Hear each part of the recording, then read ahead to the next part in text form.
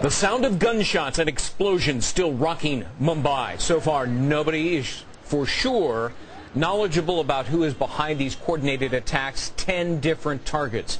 A group calling itself Deccan Mujahadeen is claiming responsibility, though that may simply be an attempt to hide the truth. One thing we know for sure, these attacks were aimed at Western targets. Did this group have outside help? What do we know about their goals? Joining us now on the telephone, Waleed Faris, who is a Fox News terrorism analyst. Waleed, why this operation? Give us the big picture here.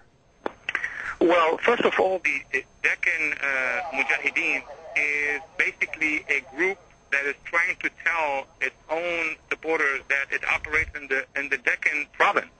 There's a province in India which is in the central and southern part by the name of Deccan. The Deccan Mujahadeen most likely, this is not information, this is just assessment, most likely are part of the Indian Mujahadeen, the mother organization that has multiple branches in many provinces of India. Most likely in the Deccan area, they call themselves Deccan Mujahadeen. Now, the Indian Mujahadeen are a merge between two groups. One internal in India, the old or ex-Indian Islamic Student Association, has nothing to do with students, it's basically a radical group, and the Lashkar-e-Taiba, which is on our list of terrorist organizations, is part of a coalition with Al-Qaeda. It has branches in India, it has branches in Pakistan. Now that in fact, it's based in Pakistan, isn't it? I took a look at LET's pamphlet, Why We Wage Jihad, which anybody can find on the internet. It seeks Islamic rule over parts of India and union of all Muslim-majority regions surrounding Pakistan. They want dominance of Islam throughout the world, and they regard Israel and the United States to be mortal enemies. Is that why these Western targets may have been attacked?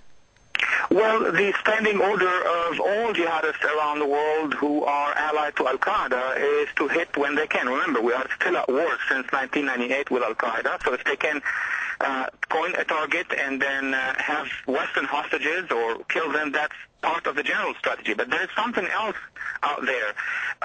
This group basically is trying to hit the relationship, the rapprochement between the newly elected government in Pakistan and the Indian government. The reason is that the government in Islamabad has been pushing Pakistani forces against the Taliban inside Pakistan.